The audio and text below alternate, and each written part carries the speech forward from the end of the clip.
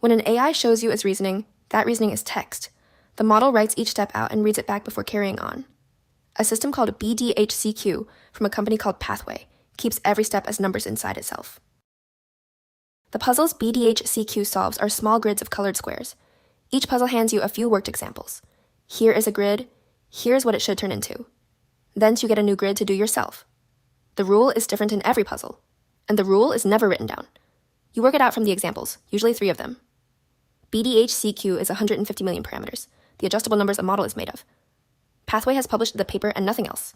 No weights, no code, no demo.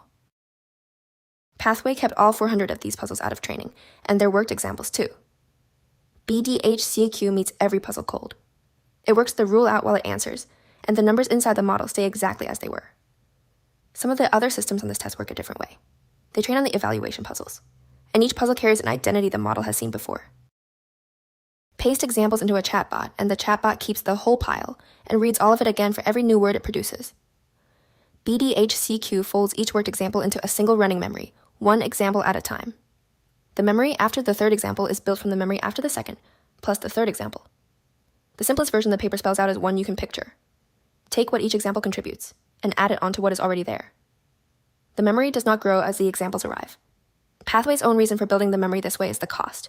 There is no growing pile to reread. With every example folded in, BDH-CQ builds a second space to work in, out of the new grid and that memory.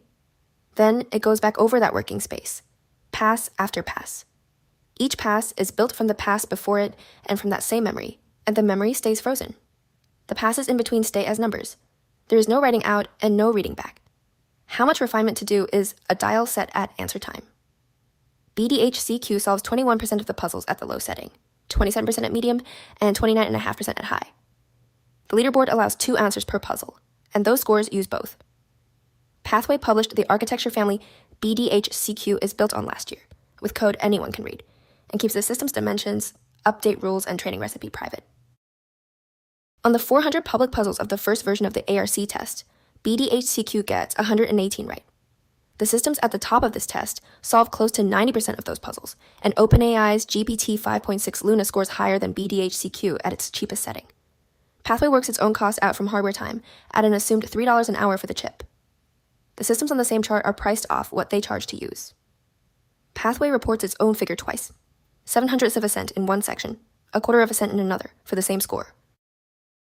Across 160 puzzles with 3 test grids each, 52 of those puzzles had 1 or 2 grids right, and still counted as missed. The authors read those partial successes as a rule the model inferred, but did not apply to every grid. What decides whether a rule carries is what you show it. On a different family of puzzles, the researchers held a test grids byte, for byte identical, and changed only the examples. Add 1 worked example at the difficulty being tested, and sorting 8 items goes from 0 correct out of 24 grids to 13.